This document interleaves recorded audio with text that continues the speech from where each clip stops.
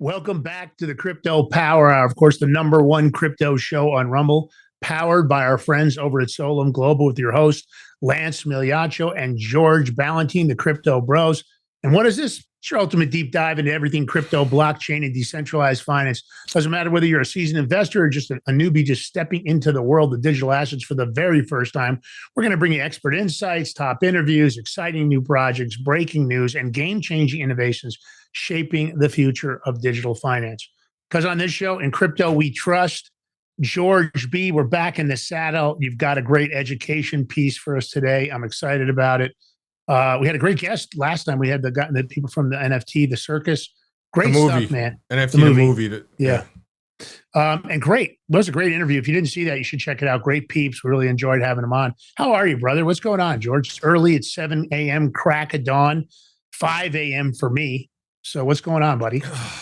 It's Friday, man. I don't know. Weekend's coming up. No snow. Weather warmed up somewhat. I mean, it's all right. We're doing it right. Just another day. You getting any more snow? Tomorrow's Valentine's Day for all the people lovers out there. Little Valentine's Day action.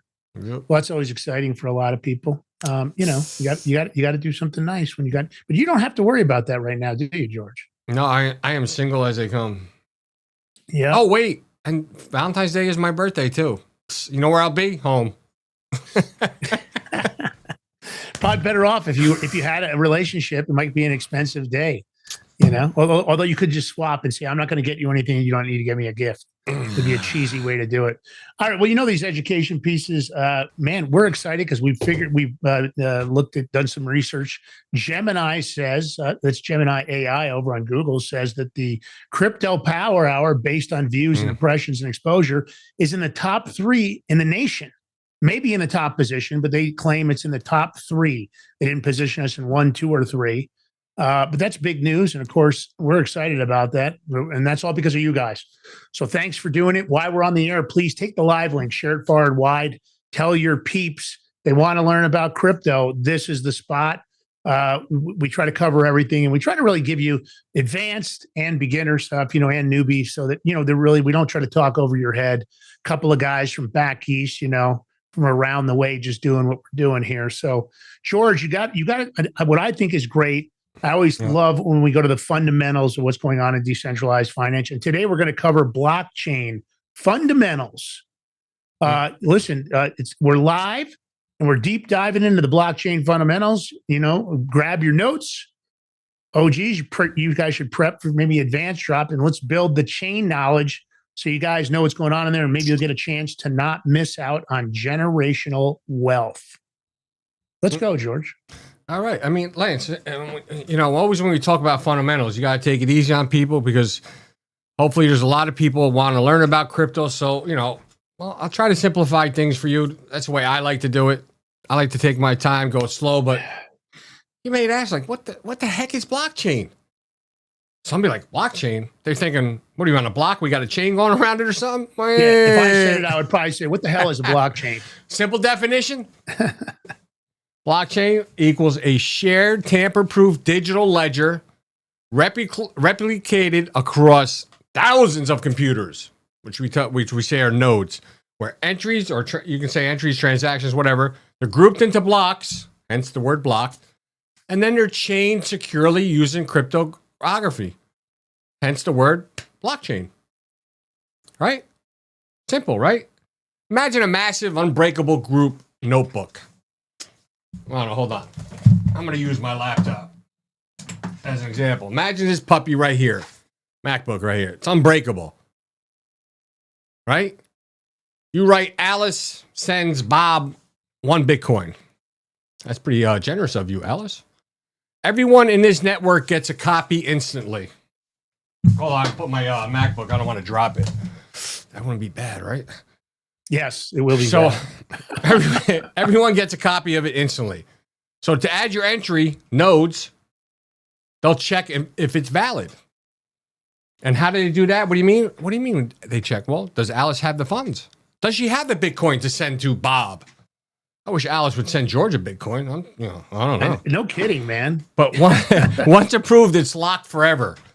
No eraser exists. Anyone ain't erasing that. Once it goes through, it's it. It's done. It's on the blockchain. It's on the ledger. No bank, no CEO controls the notebook. Who controls it?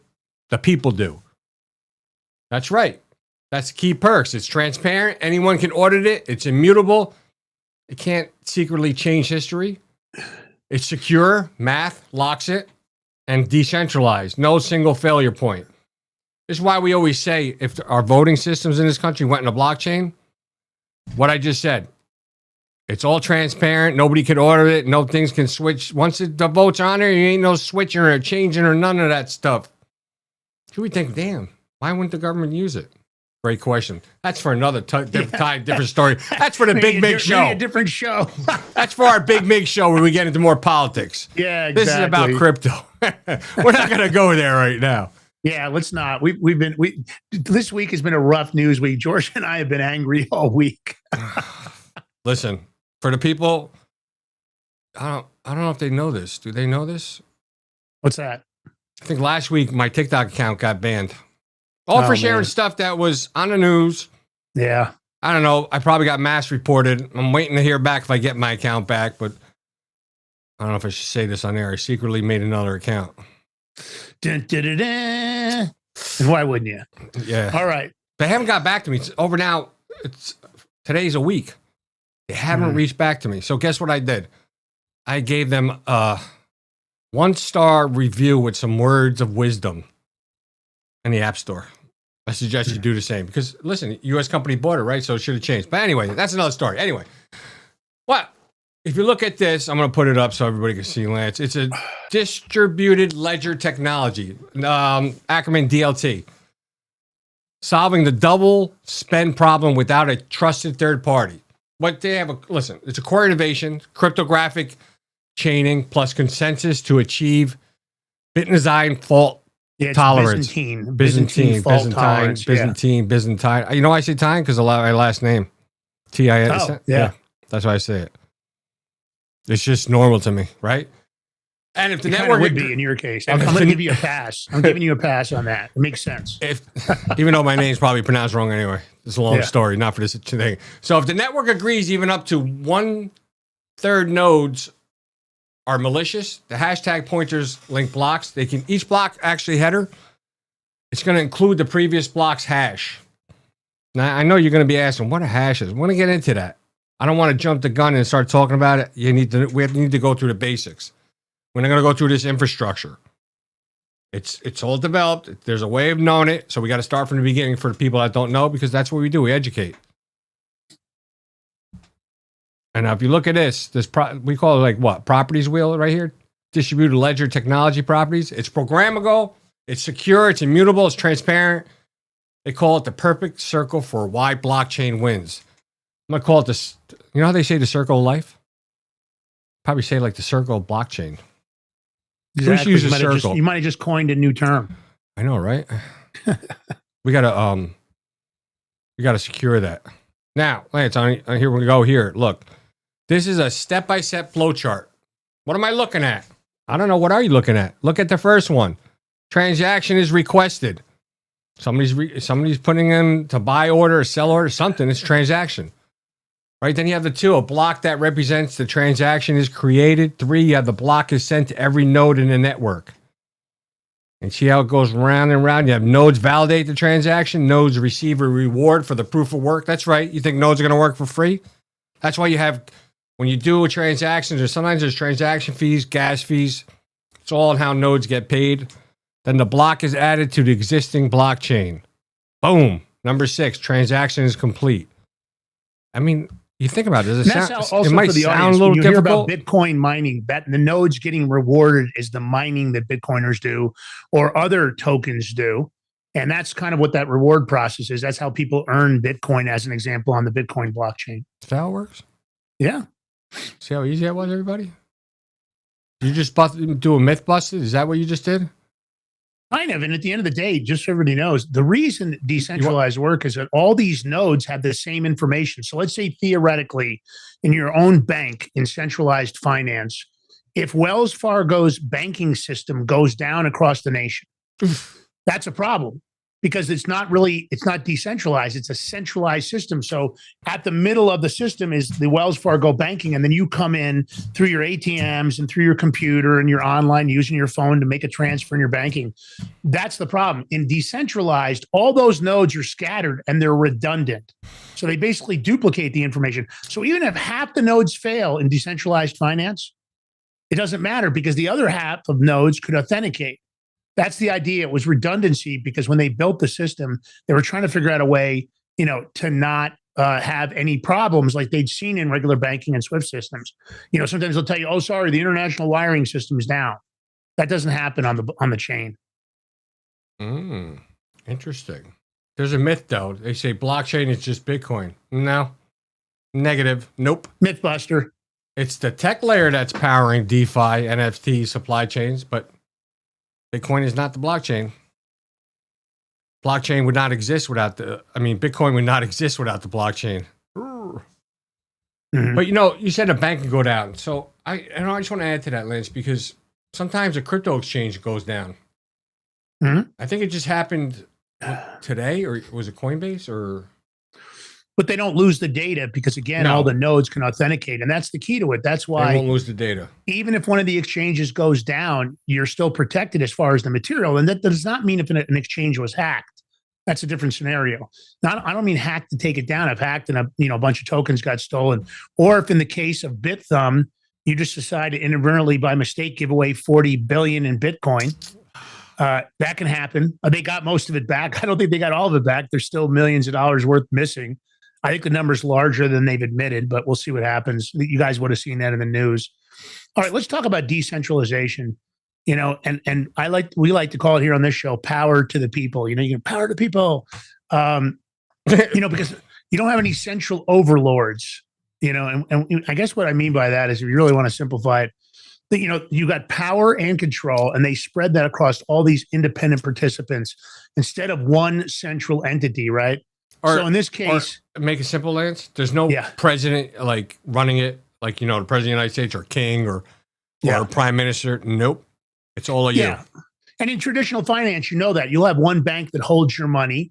They're going to set the rules. They decide if they want to freeze your account or if they want to, not pass a check through, because I don't know if the signature matches. And that's they might do it for political reasons. You've seen them ban crypto companies on the bank. You've seen them do it to conservative Americans. Lots of companies have dealt with this over the years. Even Solum Global dealt with some banking issues early on where they kept getting debanked, they call it. So you have to look at that. Now, blockchain, you got a different scenario. You got thousands of nodes worldwide, and they vote on the validity of the transaction. So there's no single entity that says, I don't like the way George signed his check. And it's not a check, of course, but no, I don't like it. We're going to bounce it. That doesn't happen because in this case, you might have another 100 nodes that say, what are you talking about? It's fine. Put it through. So you have no single entity that is going to censor it, freeze it, shut it down, cancel it, debank it, because the nodes control the majority, right? And, so you got to think about, when you think about this fully decentralized, and Bitcoin, no company, Ethereum with foundations is like a semi company, permissioned, right? Enterprise planes like, Hyperledger is one for banks, and trade-offs. More decentralization equals higher security resilience. But of course, you also get slower and cheaper, less efficient. So, then this is a little bit advanced. So for some of you out there, you won't be able to, you may not be, you won't really completely understand it. But CAP theorem, when you apply it, and this would be for the advanced people, you can't really have full consistency, availability, and partition tolerance. Blockchains are going to prioritize IP, right? So it's going to be availability plus partition tolerance. So over strict consistency. So, and the key at your eventual via longest chain, 51% attacks possible, but economic deterrent cost is always greater than the reward in that case. So it's hard to do it. To really attack the full chain, it would be extremely costly. And could you even pull it off? It's unlikely. So, traditional finance and DeFi bridges, those are always going to be via tokenized assets. And then you've got regulations like the Genius Act for stable coins, which are definitely going to boost confidence. There's no doubt. And they won't kill the decentralization. Now, that being said, I don't know what the position is going to be of the Federal Reserve Bank. So let me explain cap. We're just waiting for the Clarity Act to pass. Yeah, that's for sure. So let me explain cap theorem. This is a rule they use for spreading out networks like blockchain. You can only pick two of these three rules. So you get consistency, which in simplified terms means everybody sees the exact same info instantly. You can get availability with it. The system is always up and responds fast. Or you can get the third, partition tolerance. It keeps working even if internet connections drop or lag. But you can never get all three. You normally only get two of those. Interesting that you have to look at it from that. And that's the idea of cap theorem. So the blockchains will use they'll kind of like choose, let's say they choose A plus P. So they're going to pick availability and tolerance. So they're going to give up instant sync. Instead, things line up eventually. You wait a minute for the blocks, the longest chain to win. That's why your transaction might say pending for a bit, but the network stays online and it's unstoppable. So a 51% attack, which means bad guys are trying to control over half the power, could cause trouble, but it costs way too much money or coins. And usually they can't justify the expense. So I think the key is, and George loves the Genius Act, so I'll let him go from there and talk about that. The Genius Act. You want me to talk about the Genius Act? All right. Well, listen, everybody really likes it. It was good, but we still need more stuff. But it makes stablecoins safer, which pegs it as 1-to-1. It's 1-to-1 reserves. It's transparency. 1-to-1. Usually, stablecoins always going to be worth $1. Never more, never less.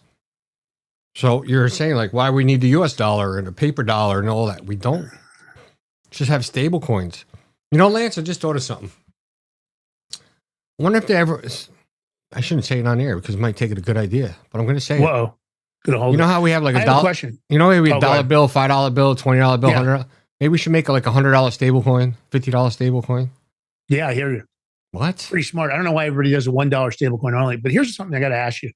I know you put up the blue chart, but I want to throw that back up a minute. The blue one? Yeah, the blue one. Yeah, I have just it for here. a second. I'm going to explain why. This is can you zoom in on that at all, George? Or is it difficult to do that? No, hold on. You go to the pink diagram at the very top first. I'm going to try to do the best I can without... It's going to be cut off a little bit, but... Okay, but I just want them to compare that. You take a look at that centralized version where you see the bank in the middle, and you can see there's only a one-way transit from the intercepts, which those could be like an ATM, a cell phone, a personal account on a computer. Now, and you see how they're not interconnected, and you've got that centralization in the middle. So this is a visual for you guys. When you hear about centralized finance, like our banking system now, like our SWIFT system, that's what it looks like. Decentralized finance, on the other side, if you'll notice, there is no central authority.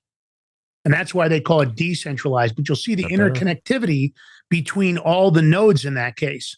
And that's why it's redundant and it changes everything because, of course, you've got all these nodes are duplicating the information.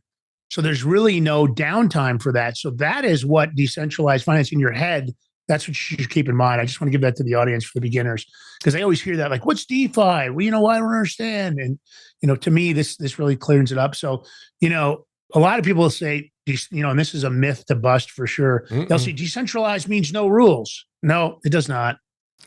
Rules are enforced by code and the consensus. They're enforced by the community. The difference is it's not the bank saying they don't like George's signature on the check. The community would all have to agree they don't like the signature. Now, again, that's not a fair comparison because there aren't any checks on the blockchain, but there are digital signatures. So it is authenticating that. So that is not correct. So I think you got to look at what the value of decentralization is. And of course, maybe you've all dealt with problems at a bank. I'm ready to move on. I'm ready for the decentralized world. So, George, do we have to take a break? Are we close? No, we got like 10 minutes to go. Oh, okay, good. I'll let you know, sure. Bro. You good? Well, you don't have faith in the production guy too? Yeah, I know. I know. I do a lot to the host and production. We're good. All right, let's talk about distributed ledgers. I think we should go to that next. The ultimate shared truth, right? Who keeps it going? The Army keeps it honest. Like Lance was just talking about. It's no one central authority. It's no banking. It's the people, the nodes, the Army. And this is why the Clarity Act is being held up, because the banking association tried to sabotage it. Oh, yeah. For their greater good and not for us. And they got called out on. So it got pulled back, and they have to make changes to it because. And I want to say one of the big things they've been complaining about behind the scenes is the staking. They realize that the interest rates that staking has offered people so far exceed the interest rates they've been screwing us over on. They don't want people to be able to make interest or be able to borrow against their cryptocurrency, because they realize because you can also borrow against it at a much lower rate than what banks offer. So they are not happy about that. That's their biggest problem. And I say they need to suck it up, Buttercup. I don't give a shit. You guys have had your heyday. It's time for the world to move on. All right, let's go. Distributed ledgers. What is it? It's everyone in the network has the same exact copy of the record book, the ledger. You know how you ever have people have a business, they have their ledger, they're putting all their transactions, everything, whatever's in there. It's all in there. But everybody has the same exact copy. So it cannot be changed, cannot be altered. It's all the same. And it actually stays in sync across all the computers, which we call them nodes. I'm going to keep saying that so you guys understand what a node is. So a guy can be in Brazil, another one in England, another one, I don't know, France, wherever. You have nodes all over the place with their computers. And they run the blockchain software. So let me give a little beginner breakdown so everybody understands. Every node, or computer as we should say, keeps its own copy of the full transaction history. It's like, okay, so you know how you do a Google Docs? You know, you a bunch of people making a Google Doc and it's all shared to them. If somebody makes a change, it's automatically the other person sees it. It's almost like the same thing. Is that easy enough to understand? I hope so. Some nodes store everything, full history. I mean, it can be a lot of information. Could be like over 500 gigs just for Bitcoin. These are called full nodes. Full nodes, small nodes. Others are light nodes. Hey, he's a light. He's a middle. They only keep the important basics and trust the full nodes for the rest. It's like, I don't know, check if you're going to check the headlines instead of reading the whole newspaper. Me and Lance, we're here to give you the whole newspaper. You might read the headlines. Say, let me go watch the Crypto Power so I can get the whole thing. There you go. See how easy it is? Make it simple. When a new transaction happens, once again, we're going back to Alice sends Bob a Bitcoin. I don't know why I shouldn't send George one. I think I should change. It should be Alice sends George one Bitcoin. That's all right. It gets broadcast, sent out to the network. The node checks it. It's the signature real. Does Alice actually have the money? No double spending. If it passes, the group agrees via consensus and adds to everyone's ledger copy. But they also have other things. You have miners and validators. I always say validators. I don't know why validators. They add new blocks and get rewards. They have relays. They just pass info around. Then you have archive nodes. They keep super old history for looking back far. So everybody, there's different kind of nodes. But you know what? It's just like a company. You have different positions, but they all make the company run well. Think of it, I don't know, like a neighborhood watch. Full nodes are the ones who remember every detail. Light nodes just show up for the quick checks. Everything. You have advanced. Sounds like some women I used to date. Yeah, we have, listen. We have short and simple, right? You have nodes talk to each other using a gossip protocol, like friends spreading news. I don't know, it sounds right. It's like, what? Yep. One tells a few, those tell a few more, and soon everyone knows. It's fast and reliable, even some drop out. So, for instance, few friends, whatever. They tell Crypto Power Hour, we just relay it out, and they all know, but it's only for them. Our chat does that. That's why we have everybody in the chat. That's why we have our mods, because they'll spread the word, and we appreciate that. Thanks so much. And if you're in the chat, leave some comments. I want to comment on this just really quick, George, because I remembered something I meant to say at the beginning of the show. In the Rumble algorithm, comments matter. So throw in some comments in there. Ask us questions. Suggest shows or topics you'd like to see us cover. Get in there and leave a bunch of comments. It's really valuable when it comes to the Rumble algorithm. So whatever you can do, and then don't forget to take that live link, share it far and wide. George, I didn't mean to step on you. No. Go ahead, brother. I just think it's important because I didn't realize the comments really mattered. It's an important part of the process. The interaction with our listeners. Once we go on break, you're going to tell me where you got this information from. Yeah. I think I already know, but it's all right, though. Mm-hmm. So what do we got? Short and simple nodes. It's all right. And so sometimes you're going to have to stop the fake nodes from flooding the system. They call this a Sybil attack, SYBIL. Blockchains make it expensive. You have proof of work costs electricity, hardware, computers, everything. Proof of stake locks up real coins as collateral. Now, if you think about, I don't know, we'll talk Bitcoin. Bitcoin has around 15,000 active nodes worldwide. Eek. Ethereum runs smoother and uses less power since the 2022 merge. You know, Lance? Mm-hmm. Why can't they get Bitcoin to use less power? You know, they're working on it, but it's a tricky thing. And I think a lot of it's got to do with the code. Who is they? And the way, I think it's the people. There are a lot of people, the Bitcoin Foundation, others that are trying not Epstein's people like people think, right? No, hopefully not. Hopefully it's not Epstein's people or the intelligence organizations, the Mossad. At least we hope not. You know, there's a lot of stuff in the news. Well, I don't know what to think. No. But I do have to say this. I said Epstein's people. The biggest problem with Bitcoin is that it's compared to a lot of the other chains, it's on a relatively antiquated network. That's what makes it tricky, because Bitcoin is a store of value. But I'm always concerned about the future of Bitcoin. Is there a way to modernize it so that it can catch up to the speeds we're seeing in, you know, Web 2 and Web 3 coming up? So anyway, that's one of those things you just is always in the back of my mind. If it ain't broke, don't fix it. It's doing pretty good in my eyes. Yeah, it's not doing bad. But there will be a time when quantum computing comes out. But anyway, so you had the 2026 update, right? That's what we're giving you right now.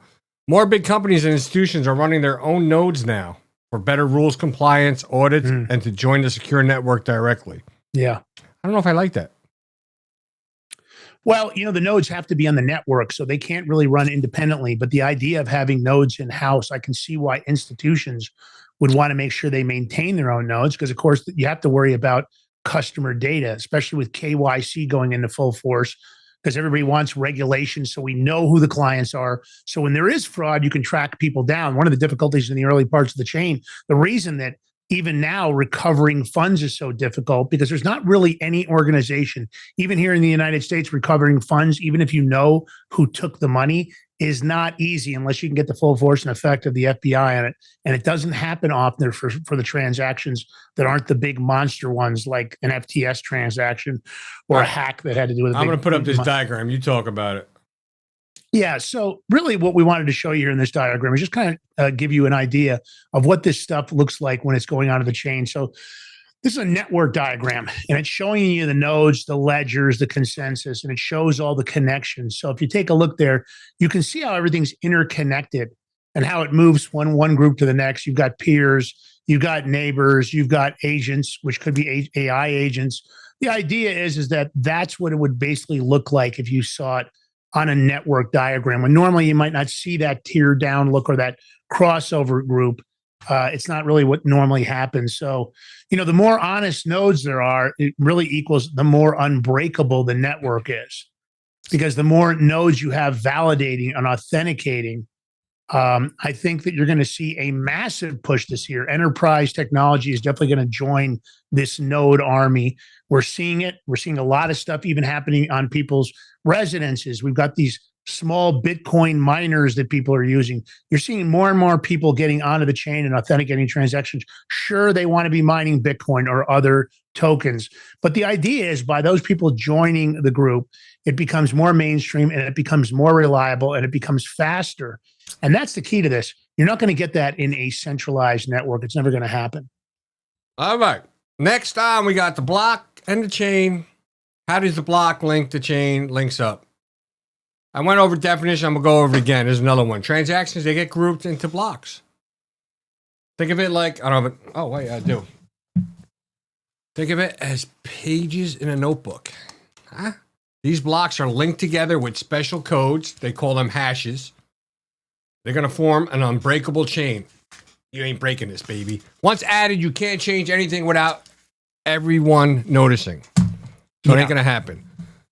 So block is like we're going to say a page or two parts. You have the header, top info, includes a timestamp, when it happens. You have a special code from the previous block so it links back. They call that a summary code. And this is of all transactions. It's called Merkle root. What the hell is that? I'm going to put up a little diagram so we go through it. Yeah, Merkle root, right? You're not thinking of Steve Urkel. It's Merkle, by the way. Merkle root. And a random number which is another, they use nonce. I know there's a lot of lingo you have to know for this. And it's used to make the block valid. Then you have the body. It's the main content. The list of transactions. Alice sent Bob 1 Bitcoin. Should have said George, but how the chain stays unbreakable. Every block has the hash. And think of it like a unique fingerprint. This is of the block. And if you try to sneakily change even one tiny thing in this old transaction, the summary code, which is Merkle root, changes. The whole block's hash changes. It no longer matches what the next block expects. The chain breaks. All nodes say, nope, ain't doing it. Negative. Reject it. That's how, see? And you know something, Lance? I should say with nodes, nobody really know who the nodes are, in essence, I believe. Because there's so many of them all over the world. Like, you're not going to know. But if you look at like a chain of Lego blocks where each one is glued to the previous one's exact shape. Change one piece and the whole tower falls apart. Everyone's going to see that. Like, brrr, ain't going to happen. Now you have here, look, Merkle trees. I know, it's crazy, right? Yeah, it's like think of it like a family tree of hashes. Transactions, they get hashed in pairs. Those pairs get hashed together. And so on and so on. And then one top hash, the Merkle root. This tree lets you prove a transaction in a block super fast. It's not going to show the whole list, but it's going to go super fast. Then you have Bitcoin blocks. They're small, 1.4 megabytes, something like that. And it takes about 10 minutes. Each Ethereum's main chain is slow on purchase for security. And I always say, I always take security above anything. So it's all right if it's a little slower, take security. But why? Why does it have security? It's going to think of it like it's going to buy like 2-layer solutions. It's going to bundle up tons of transactions, process thousands per second. It's going to scale magic for 2026 speed needs. Now, as we keep evolving with our technology, things will speed up even faster. When quantum computing comes out, as long as you have the power to run it, it's going to be all right. Nodes. All right, so if you can look at this, Lance, I think fast chains. You have some of them are like Solana, XRP. They're pushing millions of TPS, right? But their scaling wars are heating up. You're going to heat up this year. XRP is making big moves. Solana's coming along. I think my personal opinion from what we see, what XRP is doing, Ripple, I mean, they're going to be taking off. It's just one thing out of another. And what are you going to have? Crypto magic. You have hashes, keys, signatures. We have it all. What the blockchain is going to use? Clever metrics to keep things safe. What is hashing? It equals turning any info into a unique digital fingerprint. Then you have public and private keys. Think of it like a mailbox address, which is public. And then your secret key, which is private. And what's that going to do? It proves it's really you.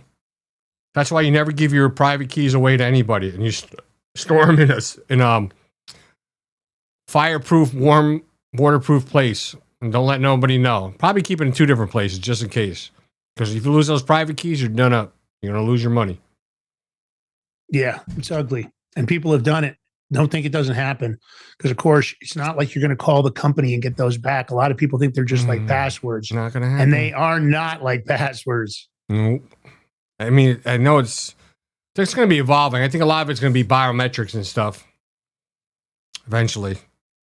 And those private keys are probably going to end up going away, I think. Should be, because you can have multiple wallets. And, I mean, you have 12 words or sometimes even more. I don't know, 16 word configurations for your private keys. I mean, it's crazy. But yeah, that's what it is right now. If you want something that's new, innovative, safe, and secure, you're going to do it. Or you want the little password.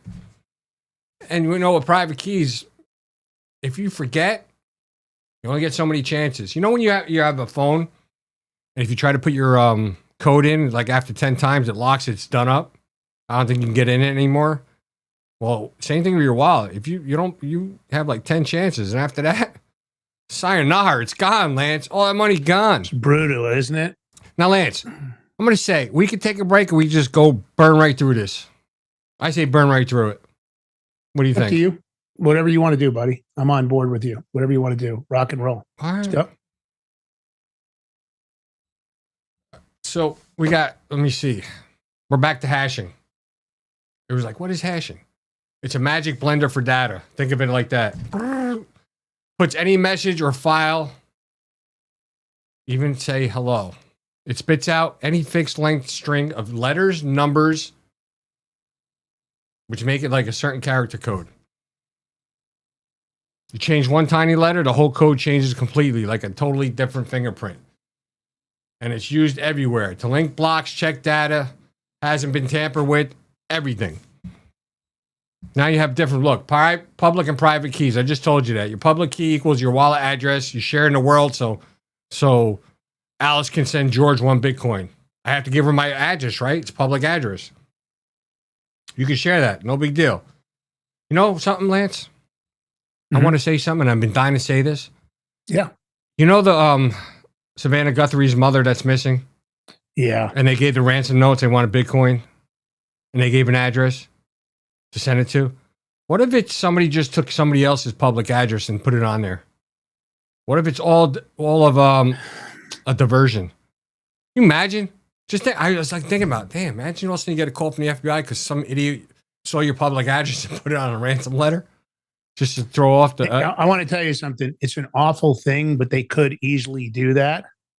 Wow. I know, you know. It's absolutely, George, as much as I hate to say it, it's absolutely one of those things that you have to question. Right?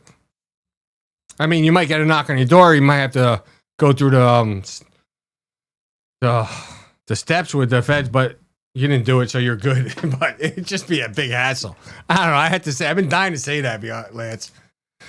So and listen, it's awful. I mean, there is that kind of stuff that could happen. I don't know what the motivation would be, but at the end of the day, you have to look at it from that perspective that, would people do this kind?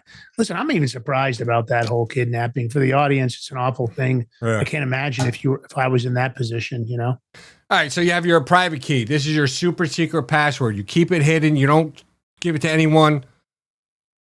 This way, nobody controls your funds. It's all for you. What's the magic? One private key creates the public key, but you can't go backward. Can't guess the private from the public. Then you have your signatures, which is proving ownership without giving away the secret. You sign a transaction with your private key like a handwritten signature. Anyone can use a public key to verify. Yep, this came from the real owner. It came from Lance. No, fake. Well, no one sees your private key. It's super secure. Now, I know we went through hashes, short, simple, but, good hashes are tough to crack. They're collision resistant. Almost impossible for two different inputs to make the same fingerprint.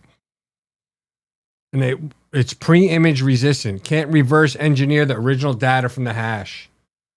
You know why we keep saying for elections? Just while we're talking, just think elections too.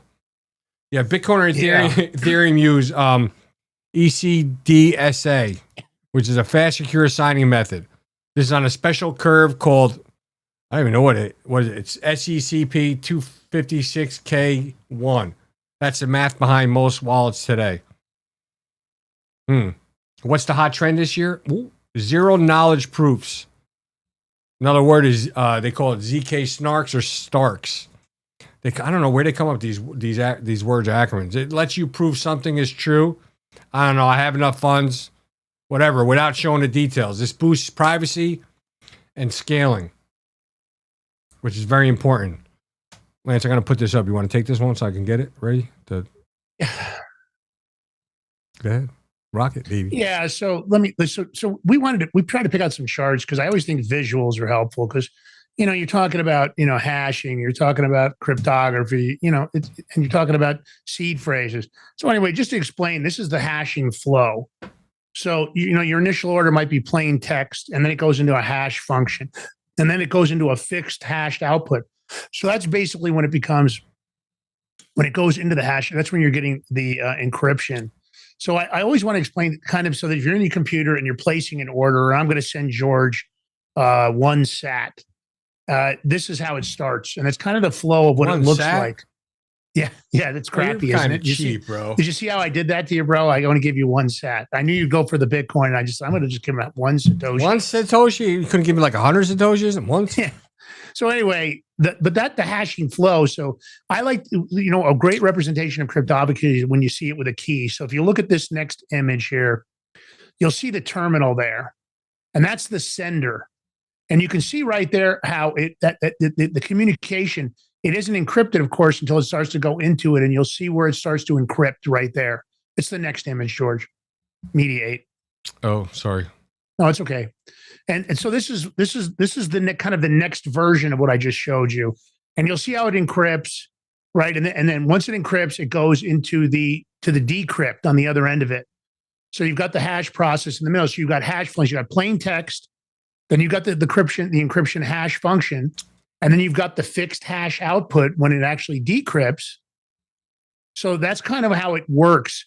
And then because you've got both keys, it'll come back to you and it'll double check before you're giving it. It authenticates the account.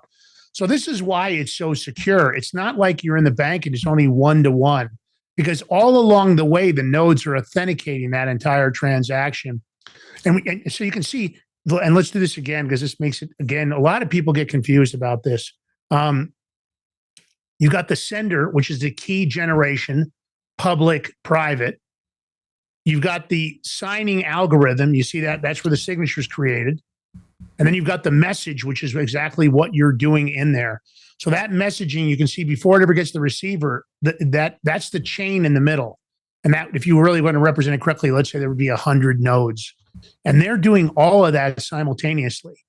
So the receiver then gets that key, has their own key because they're receiving, they've got their account. You guys know you might have an account on Binance or Kraken and you're sending it. And it verifies the algorithm that's produced. And then the message is what was sent. So you get to send whatever it is, and then there's a comparison that happens. This is why it's so secure. In regular banking, it goes through a wiring system, and the SWIFT system is antiquated. And that's why people have so many problems with it. So you get digital signature process, sign with private, verify with public, step-by-step flow. And that's kind of, for everybody out there that always struggles with that, I think it's a great way to do it. It is, but what does it happens when you have a group agreement without fighting? You have a consensus and how the network agrees on which transactions are real and who gets to add the next block. There's no boss. It's all just fair rules. And how has that come about? What do they do? It's called POW, not the one you're thinking, proof of work. It's like, they say it's like tough math race. Miners compete to solve a hard puzzle. The puzzle, find a secret number called the notes. More of these names, I love it. So when you mix it with the block data and it runs through hashing, what's going to happen? The results are going to start with lots of zeros. First one to solve it shouts, "I win," almost like bingo. Like bingo. It adds to the block and gets a reward. Bitcoin uses this. It's secure, but uses a ton of electricity. They have mining machines that probably can heat houses. That's how much electricity or heat it generates. It's crazy. A lot. Then you have proof of stake. What? More? What? POS. Not the POS you're thinking. Proof of stake.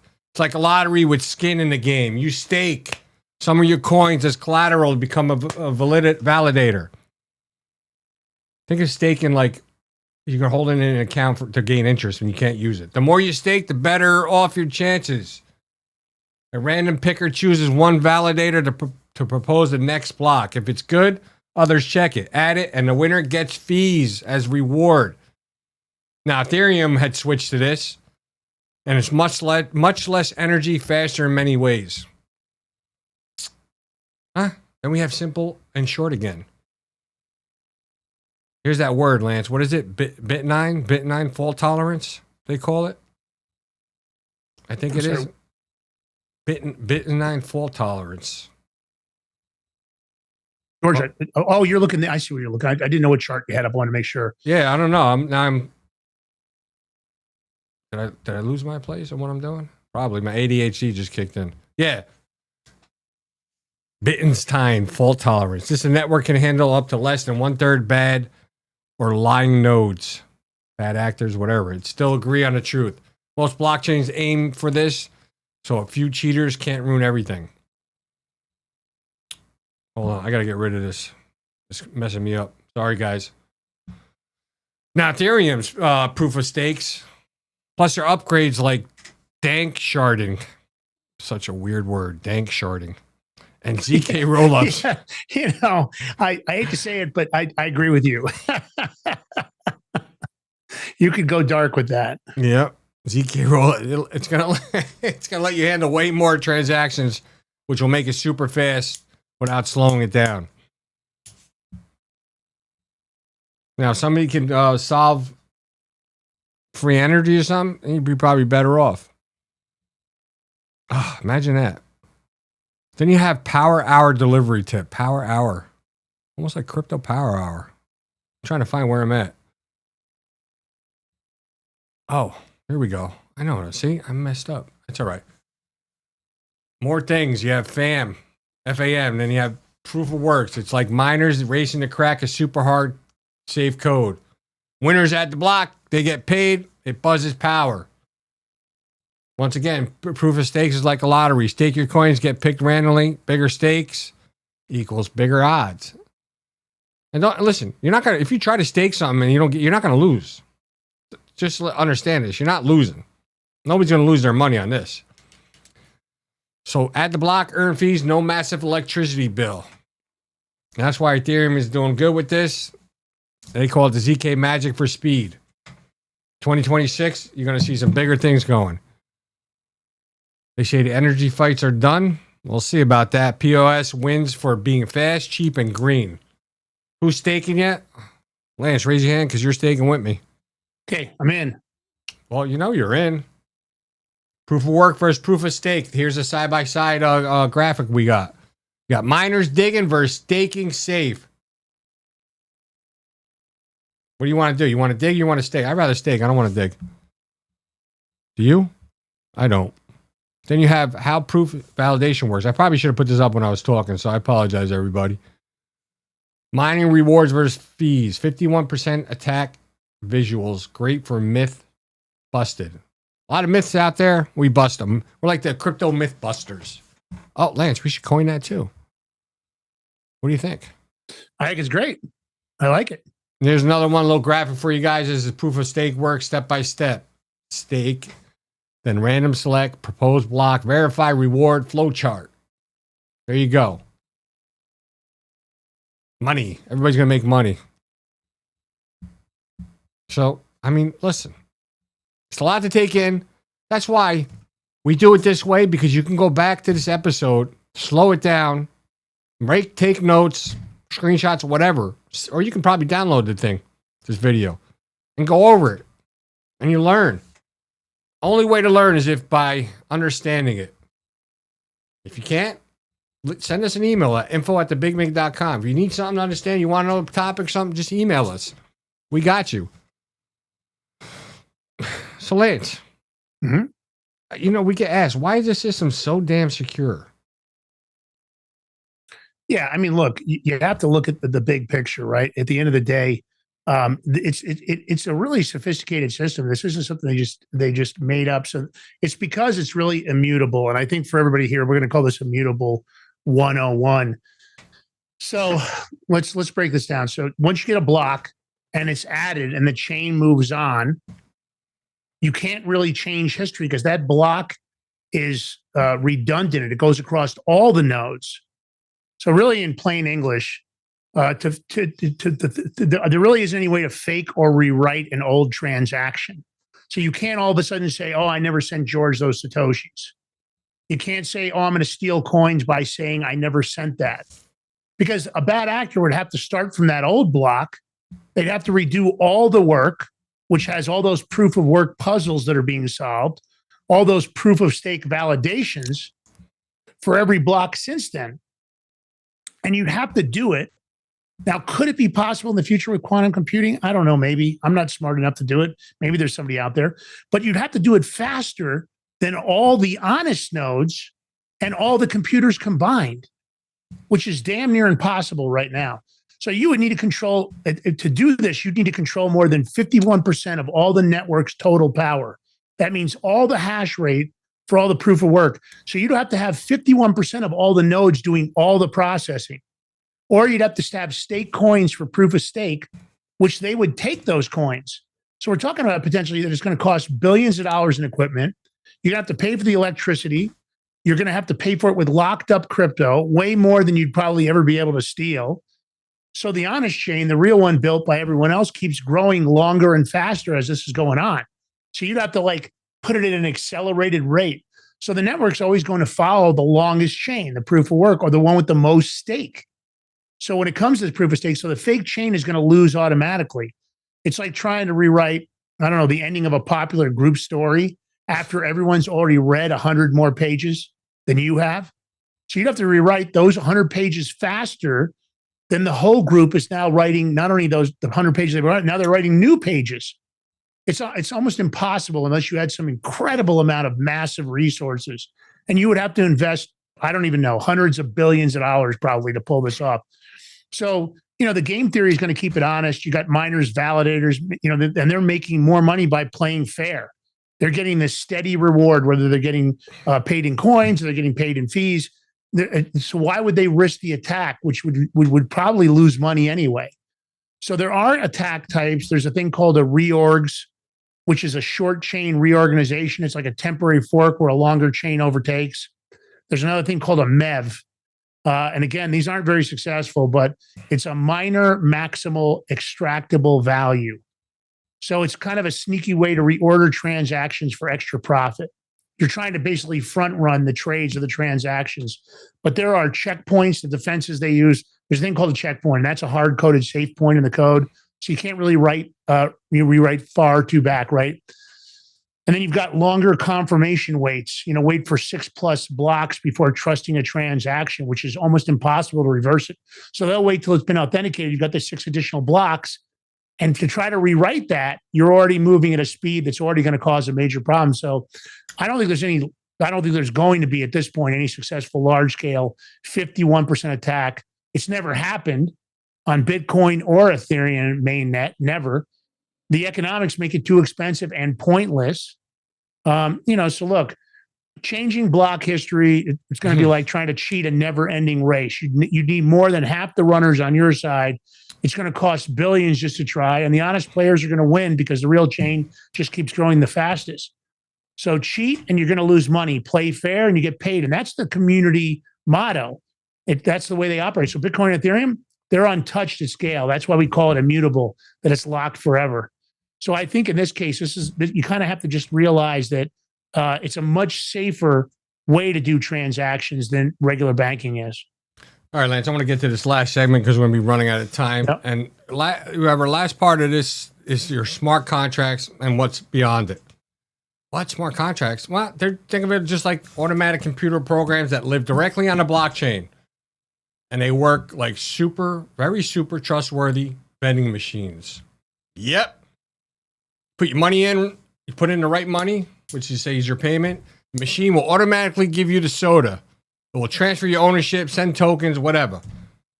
No cashier, no middleman, no waiting for someone to approve. It just happens by itself when the rules are met. So if you send me one Ethereum, that's right. You can send it to my Rumble wallet right here in the Crypto Power Hour if you want. It will automatically send you the, let's say if I had, I don't know, NFT for ownership proof. Or if the price hits $100, you automatically pay out to everyone who bet yes. It runs 24/7 on a blockchain. No one can stop it. Everyone can see the rules. Once live, it can't be changed. No need to trust a person or company. The code is the boss. The code is the boss.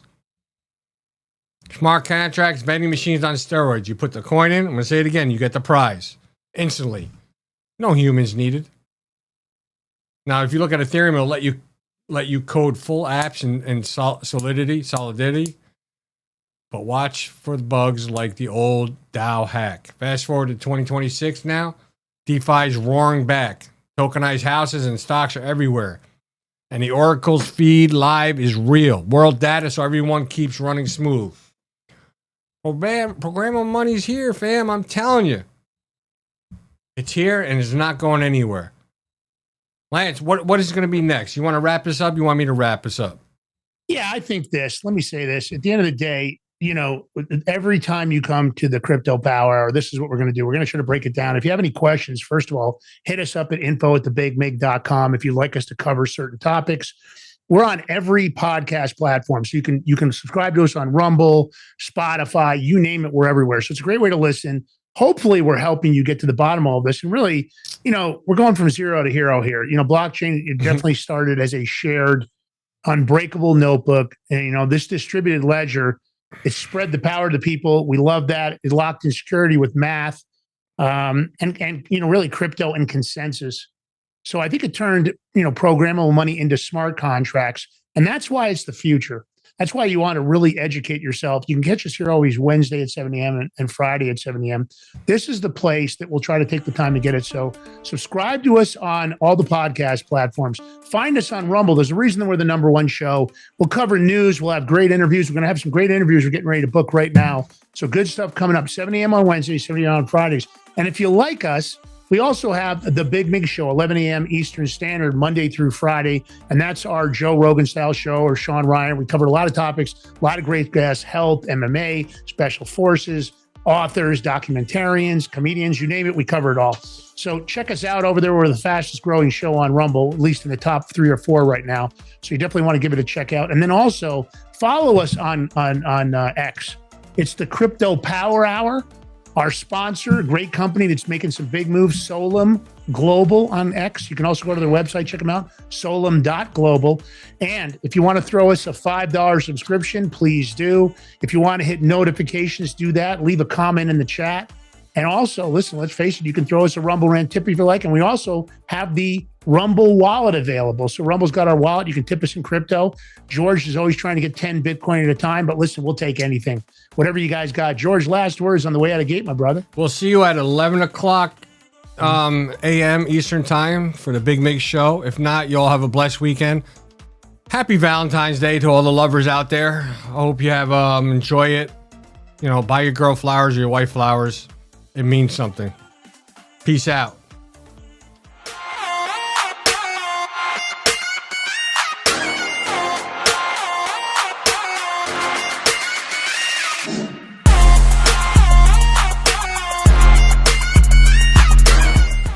Are you ready to stand up for your community and support your local sheriff?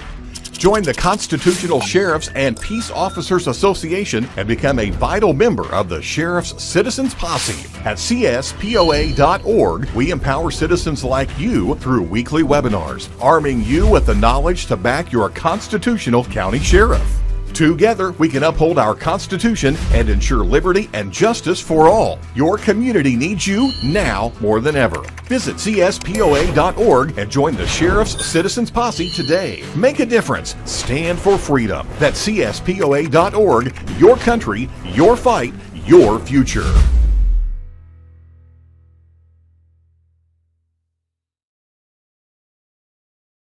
What if you could predict your financial future? And what if you could trade on it?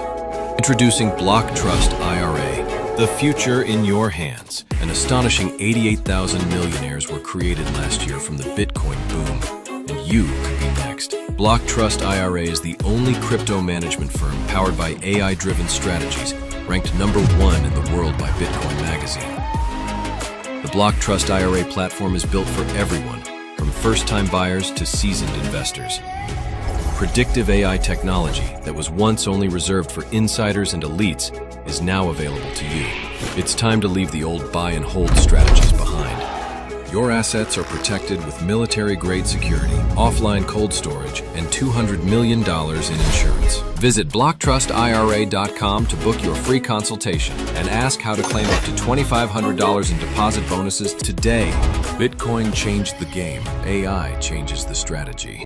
Hi folks, I'm here today to introduce you to the Prepper Bar from PrepperBar.com, the most unique precious metals product we have seen in a long time. These 62-gram bars are perforated and easily broken down into your choice of 3 different sizes to fit a multitude of needs. Whether it be from asset protection from inflation, economic turmoil, or its unique utility for barter and trade. The Prepper Bar makes a perfect gift for all the precious metal lovers out there. Exclusively made here in the USA and selling out fast. Available in both gold and silver, these slim Prepper Bars fit neatly in your wallet, and their utility enables use in any situation.